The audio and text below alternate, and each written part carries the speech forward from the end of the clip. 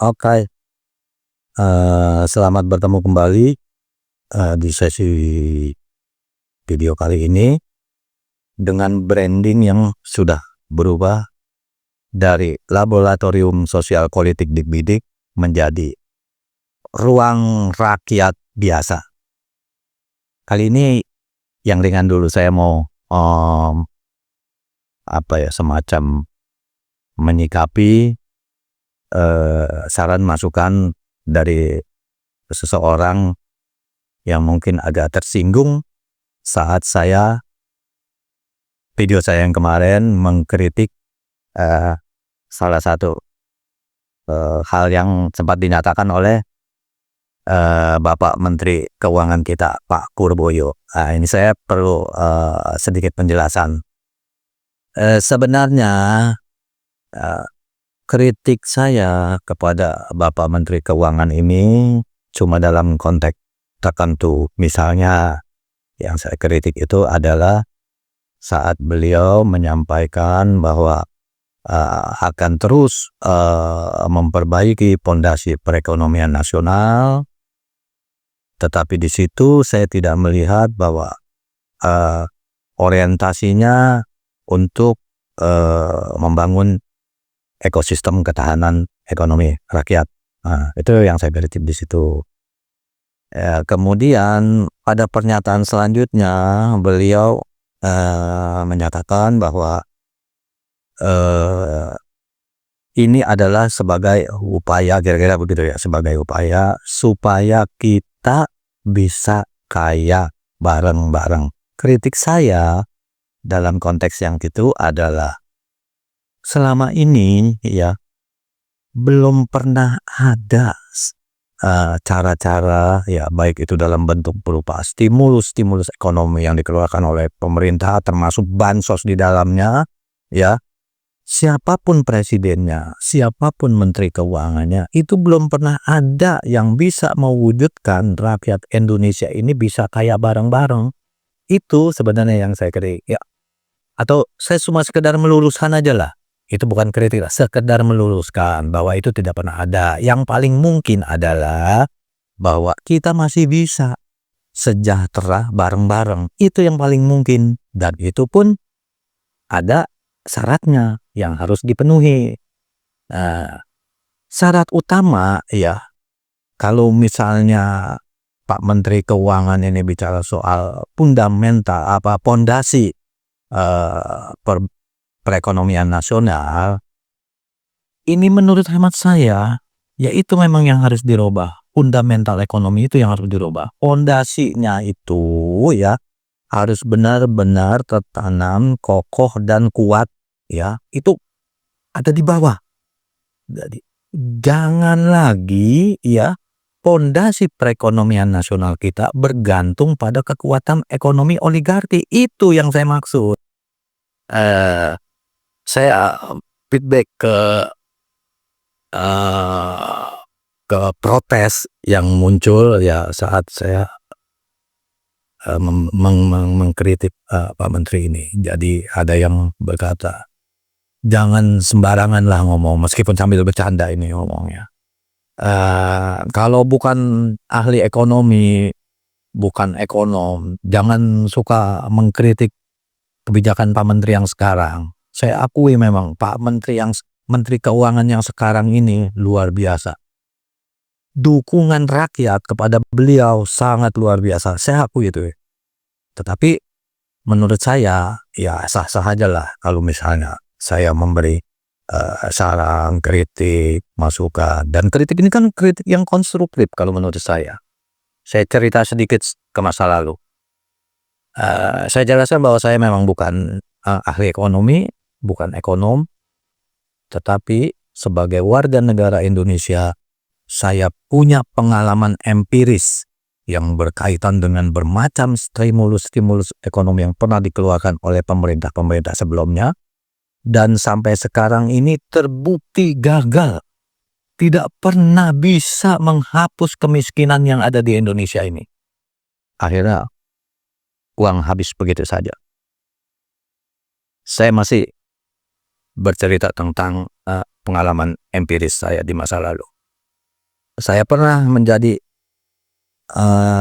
anggota dewan kelurahan, ya waktu itu di Kelurahan Penjaringan, dan kemudian lembaga dewan kelurahan ini mendapatkan kepercayaan untuk mengelola yang namanya dana PPMK. Semacam stimulus juga ini, semacam stimulus ekonomi yang dikeluarkan oleh Pemprov DKI Jakarta pada saat itu. Jadi yang namanya PPMK ini itu adalah program pemberdayaan masyarakat di kelurahan. Masing-masing kelurahan mendapat bantuan 1,2 miliar untuk dipinjamkan kepada masyarakat di masing-masing RW, ya, untuk kebutuhan modal usaha. Apa yang terjadi kemudian? Dana banyak yang macet di mana-mana. Tidak bisa dikembalikan oleh peminjam yang notabene adalah warga-warga di tiap RW itu. Problem-problem lainnya ya sampai tidak bisa ada pengembalian secara utuh, ya saya melihat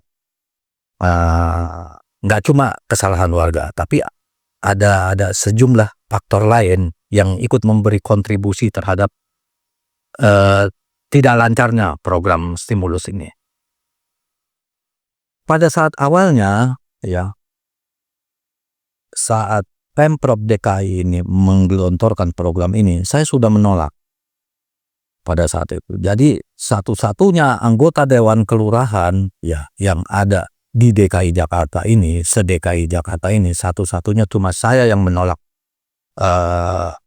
program ini dibebankan kepada lembaga dewan kelurahan. Bukan saya menolak bantuannya, tapi menolak kebijakan gubernur yang membebankan masalah perekonomian ini kepada lembaga dewan kelurahan. Seharusnya lembaga dewan kelurahan ini ya menjadi motor penggerak ya untuk perubahan dalam skala yang lebih besar, bukan cuma di sektor ekonomi, misalnya di sektor sosial, politik, membuat pendataan yang akurat mengenai bagaimana sesungguhnya kondisi masyarakat di bawah, bagaimana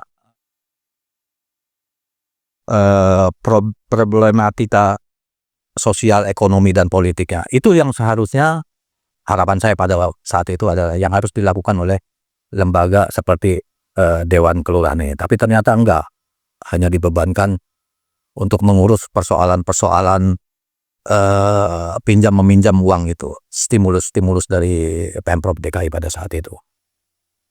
Ketika saya menolak, reaksinya sangat luas, ya, termasuk pejabat-pejabat yang merasa tersinggung pada saat itu karena penolakan saya. Sampai akhirnya saya sempat diwawancarai ya oleh koran Tempo pada saat itu. Secara garis besar ya saya sampaikan alasan-alasan penolakan itu. Pokoknya pada saat itu reaksinya sangat luar biasa. Ya, reaksi berupa ketersinggungan karena sayalah satu-satunya anggota Dewan Kelurahan di se-DKI Jakarta yang menolak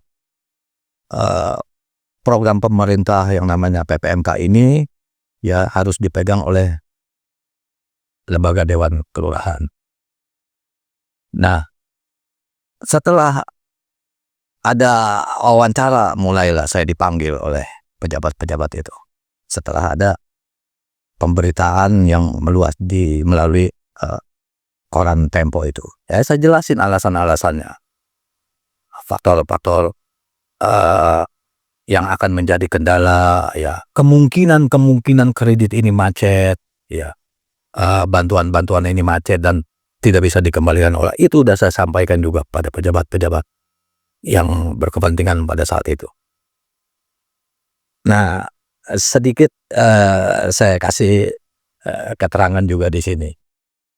Wartawan koran Tempo yang pada saat itu ya mewawancarai saya adalah Bung Nezar Patria, yang sekarang ini posisinya adalah Wakil Menteri Komdigi sekarang ini. Nah, kembali ke substansi persoalannya. Intinya kritik saya kepada Pak Menteri Keuangan Pak Puroraya ini cuma mengingatkan gitu, bahwa sudah banyak program-program stimulus dari pemerintah yang digelontorkan di masa pemerintahan sebelumnya, termasuk bansos juga.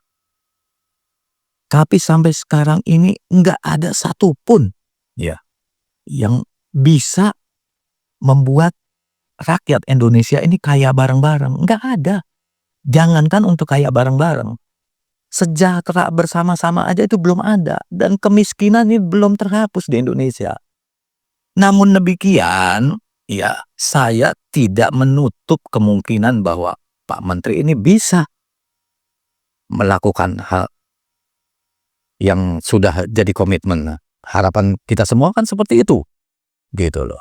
Mudah-mudahan itu bisa dilakukan.